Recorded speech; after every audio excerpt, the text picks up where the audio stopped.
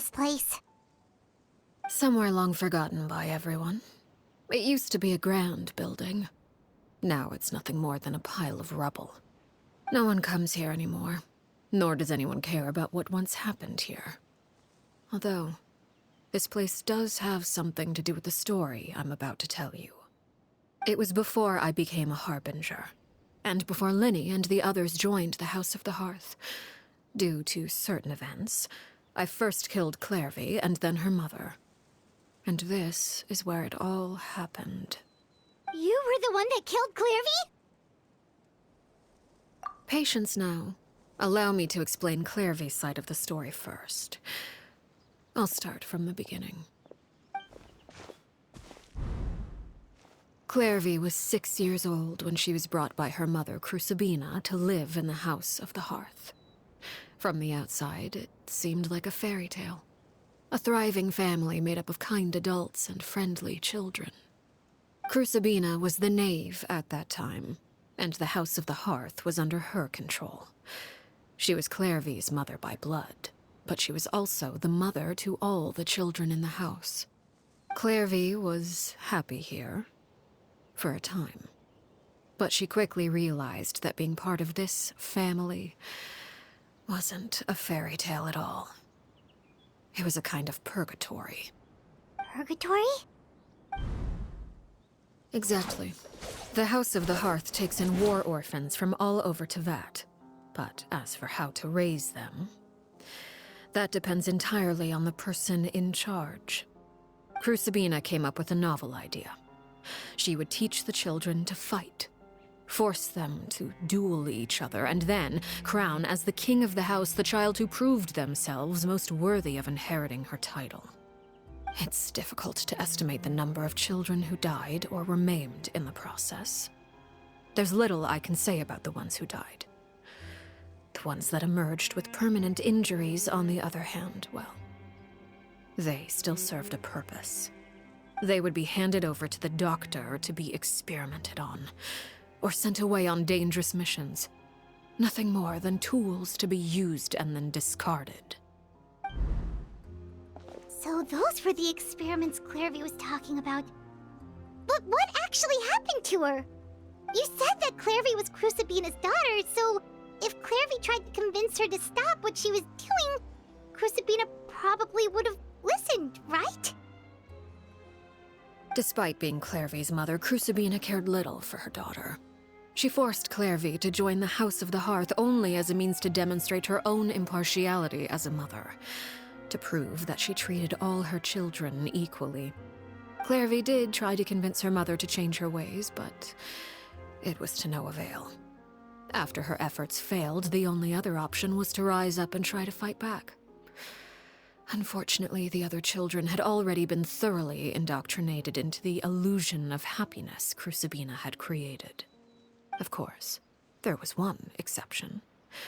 Someone Clairvy's age who knew the truth about the House of the Hearth.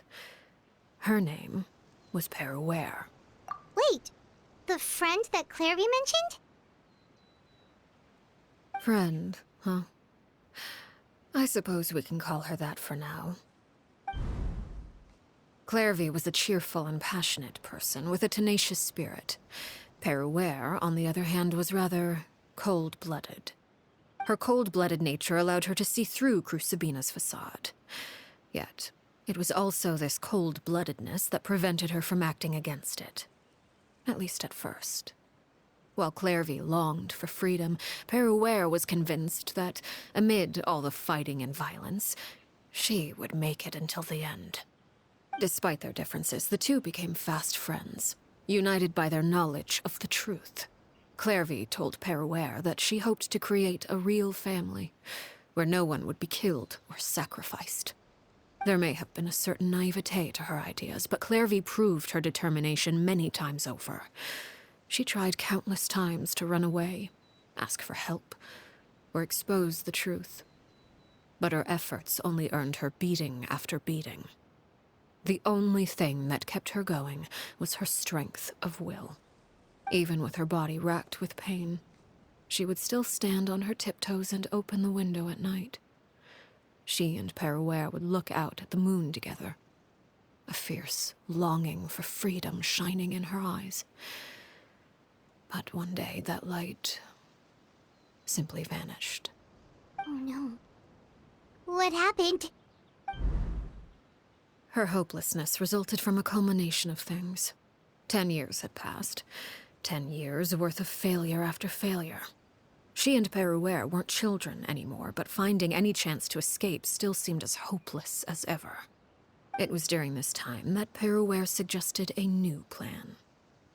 If escaping was out of the question, why not take down the very person sitting on top of this throne of lies? Mother herself. Clairvy rejected that proposal. She claimed that, as a famous harbinger, Crucibina possessed an unimaginable amount of power. Trying to kill her would have an incredibly low chance of success. Clairvy never gave another reason, but Peruere could see it written all over her face. Clairvy still thought of Crucibina as her mother. Killing her own flesh and blood was a line she couldn't bring herself to cross. If she couldn't escape and fight back, then only one option remained. Precisely. Death was the only way that she felt she could be free. It happened during a duel. When she arrived at the dueling ring that day, her partner turned out to be none other than Peruere. The very person that had stood by her side all those years. It was a fierce battle. But ultimately, Clairvy decided to let Peruere end her life. From that moment on, Peruere's journey was one written in flames. When the rain finally came and washed it all away, there she stood, the sole victor in Mother's endless game of slaughter. A trail of corpses strewn across her path to success. It was the very result she had predicted 10 years prior. Even then, she believed she would make it until the end. She wasn't surprised by the fact that she emerged as Mother's undisputed heir. Rather, her success left her with an inexplicable sense of restlessness. She was unsettled. And there was only one thing that could quell that sensation. Perhaps you two would like to take a guess as to what it was? Crucibina, you mean? But... Correct. This is the place where Peruere killed her best friend. A mere year later, this is also the place where she fought tooth and nail to kill the mother they shared. The moment she acted, any conception of what was right or wrong ceased to matter.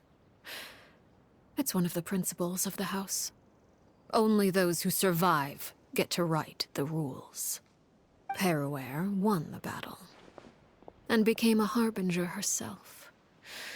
After which Her Majesty, the Tsaritsa, bestowed upon her a new name.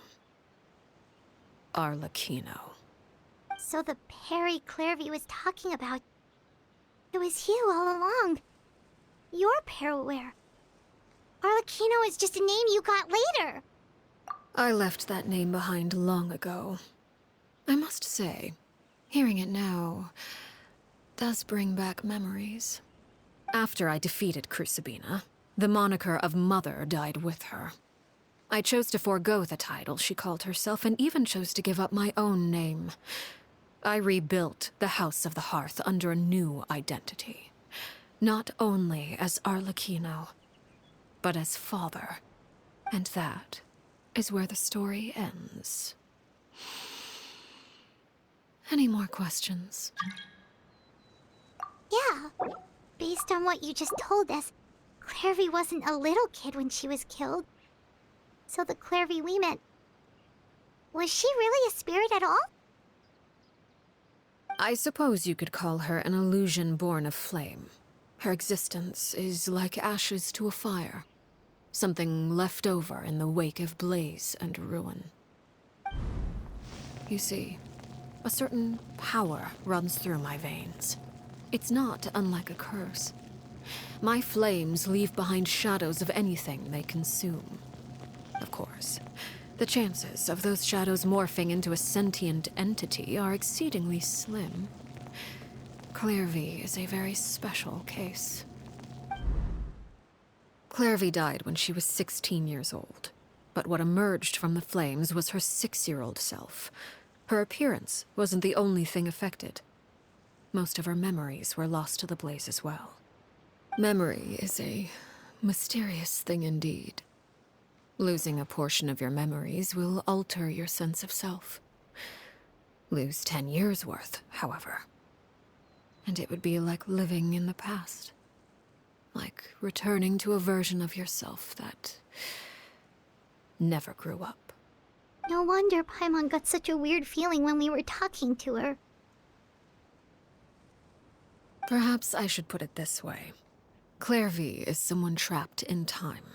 It may seem like she exists with us in the present, but she truly lives in the confines of her own past. So if all of that is true, then you must have known about Clairvy for a long time. Indeed.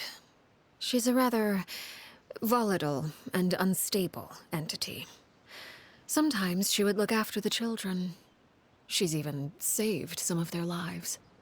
But other times, she would hide from me and become obsessed with revealing the truth about the house to anyone who will listen.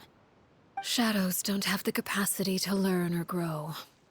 Any new information they encounter is quickly forgotten over time.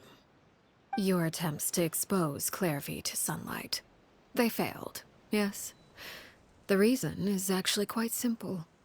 In Clairvy's mind, the house is impossible to escape, and it is this very perception that traps her there. But no matter. All I have to do is kill her again, and all will be resolved. I don't anticipate so much as a single speck of ash will be left behind this time. Wait! Paimon can understand why you might want her gone, but isn't there another way? So what if she's trapped in her 6-year-old self? She's still your friend! At least talk to her first! It's too late for that. She broke the rules, and now she must be punished. That goes for Filial and Nantoy as well. She's had quite the effect on them. I hope you understand. The difference between Crucibina and myself lies in our formulation of the rules, not our policy for enforcing them. Upholding the rules without question is a trait we both share, because that is how a household should be run. Is this really what you want to do? Whatever could you mean? Don't you want to say a proper goodbye at least? Whether as a killer or as a father, there are two things that must be avoided at all costs: anger and sorrow. Anger makes you impulsive. Sorrow causes you to waver. Well, it appears it's about time to proceed. Before we arrived, I told some of my well-behaved children to bring our troublemakers here by nightfall. I do believe I've kept my end of the deal. I gave your friends quite a bit more time. As for what happens now, we'll just have to wait and see.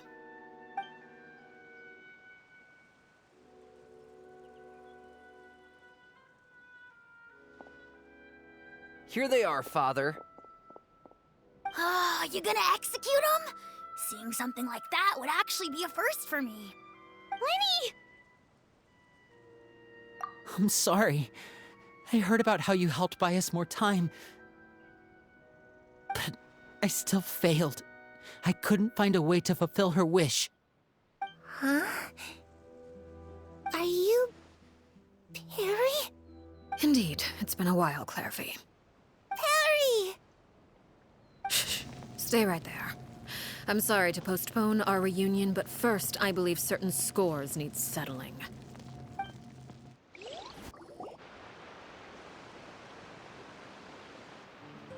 Father, let me explain. Out of my way. Father! You chose to conceal a threat to the house. And for that, you must be punished. Overall, however, I suppose your wrongdoing is hardly the most egregious of the bunch, so I'll deal with your punishments later. As for right now, The more pressing concerns are the traitors among us. By traitors? Do you mean us? Father, let me explain. We didn't mean to... Fultz, why don't you share what you heard? Yes, Father. Secret Midnight Meeting number 3. Participants, Filial, Nantoi, Sato, Tadi. Nantoi clearly said, if only Father wasn't the one who took us in. Sato added, I'm sick of this life. I just want to live as a normal person. Filial was the worst of them all. She called us crazies and said a bunch of mean things about Father. I did not! You're lying! Fultz is trying to frame us. It's not like I'm the only one who heard those things. After that, you and Toddy and a bunch of other people started talking about Clairvy. You were using all those things Clairvy brought up as an excuse to question Father. We're birds locked in a cage. The only way out is to destroy it. That's what you said, wasn't it? You little... You just want me gone, don't you? What did I ever do to you, huh? And you, Sheplo, have you forgotten who stood by your sickbed, watched over you, and changed your dressings? Come on, let's hear it then. What's your reason for all this?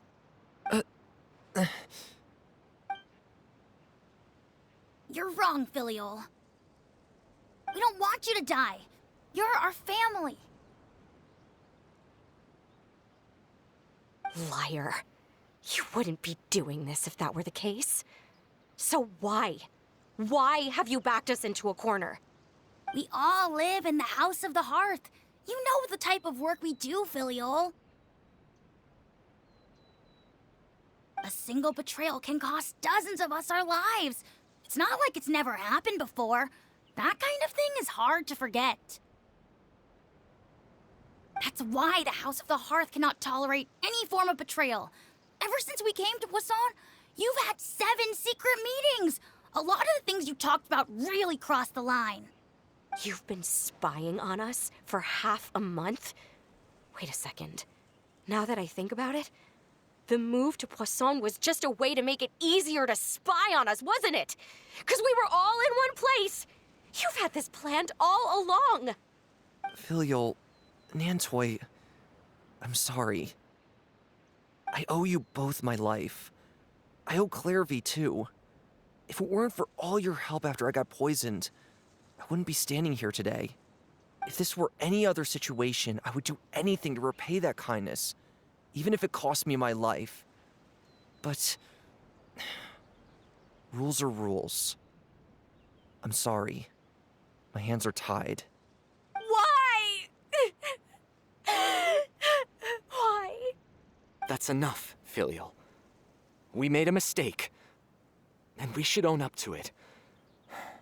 We broke the rules, plain and simple. And now we have to face the consequences. I'm sorry, Chapleau. Fultz. I'm sorry, Father. We accept our punishment. Chapleau, according to the rules of the House of the Hearth, how should these traitors be punished? All those who betray the house pay with their lives. And so it shall be.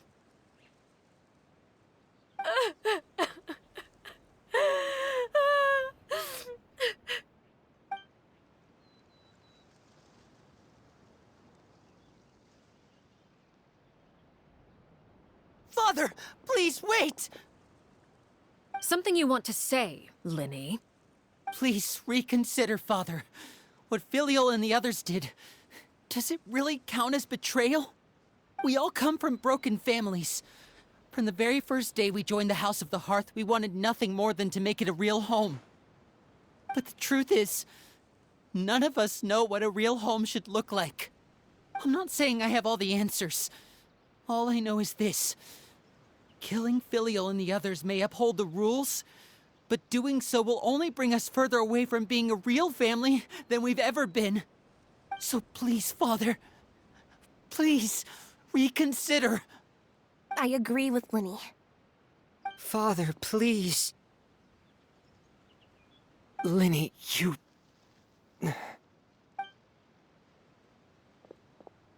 I also agree with Linny.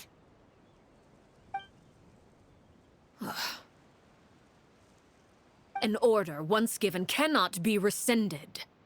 However, given the extent of your determination, I suppose we shall have to go about this a different way.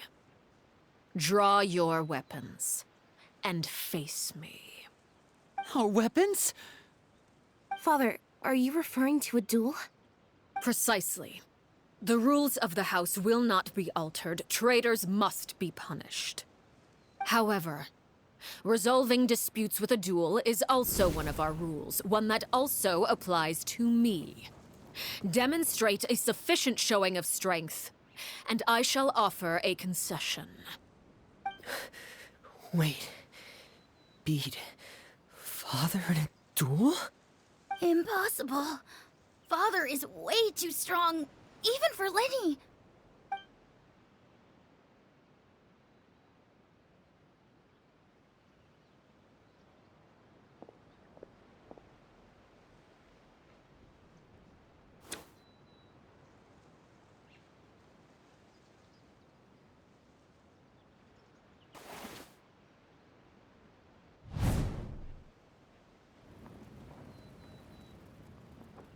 Did you hear that, Traveler? Lenny and the others have to duel the knave. What should we do? Can they really win something like that? If they lose, those people from the house are really gonna be executed. Hey, are you listening?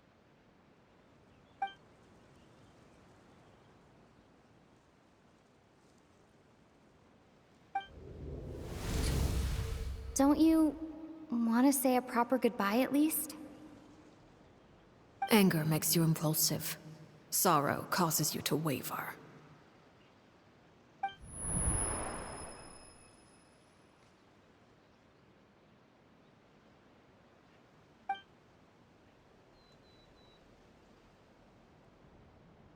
Oh. Looking at that expression on her face, she seems really serious about this. Guess that means there's no chance she's throwing the duel on purpose, huh?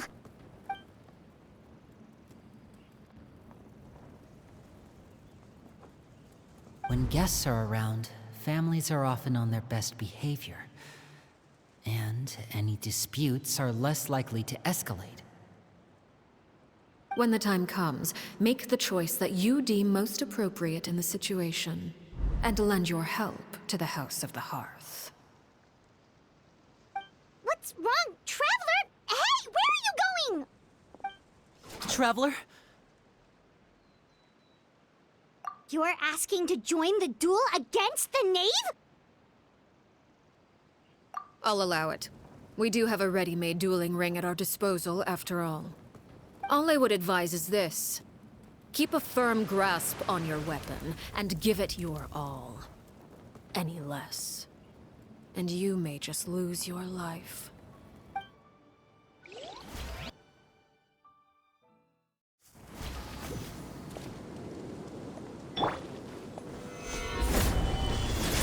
This is order. Things are about to get done. Closer Witness now. the power.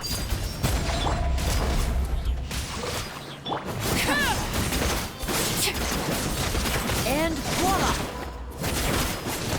Now that's more like it. Gather. Everlasting as the moon!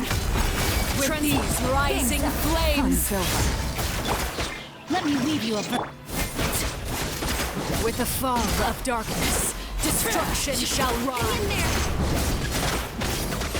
Have a taste of purgatory!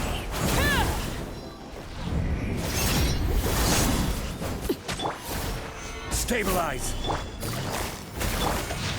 time to act. Witness the power. I will have order. Look out! Overruled. Is it my turn Here comes now? the catch. Gather. Like a fly tangled in a web. Spare your energy. And voila! With these rising flames. Solidify! No, my sword! Audience, quietly now. Game's up. Until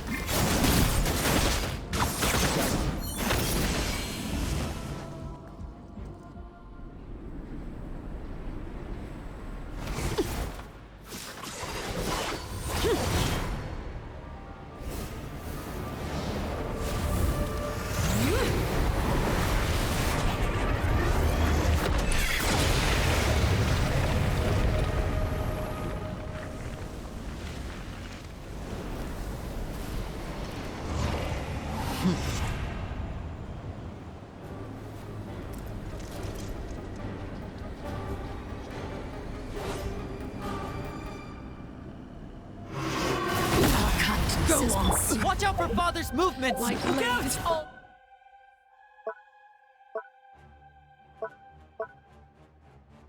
That remains. Order guide you. let me weave you a verse. Huh? No, my sword! Gotcha! Things are about to get set. Laid bare. This is where you fall. Now for a chance! Over here!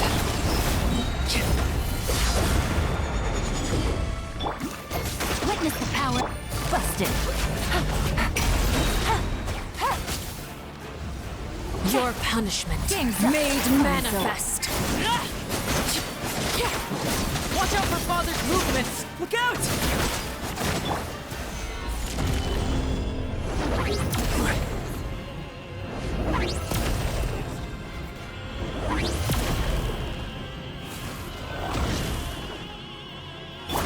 Transfixed.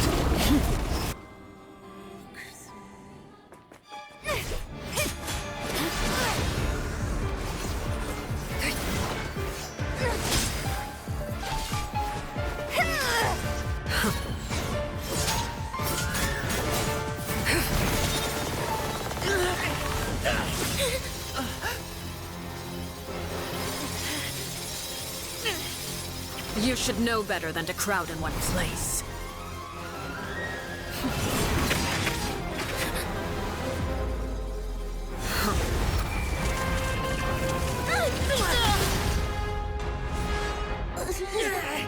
Oh, I know. No! I'm sorry, Father!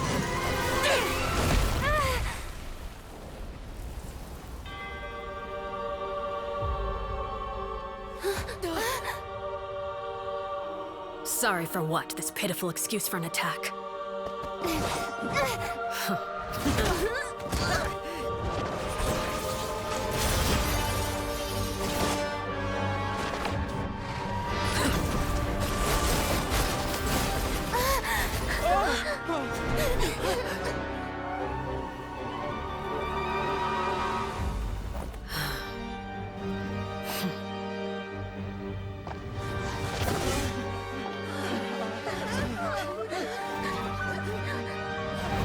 Father, no!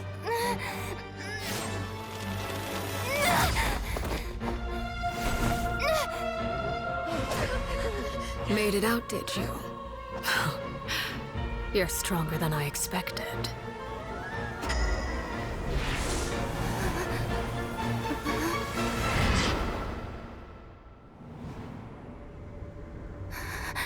A crimson moon.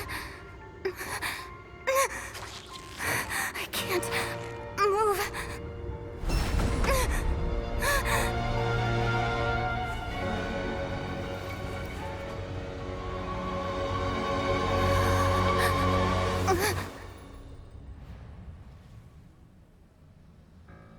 Still, not strong enough to beat me.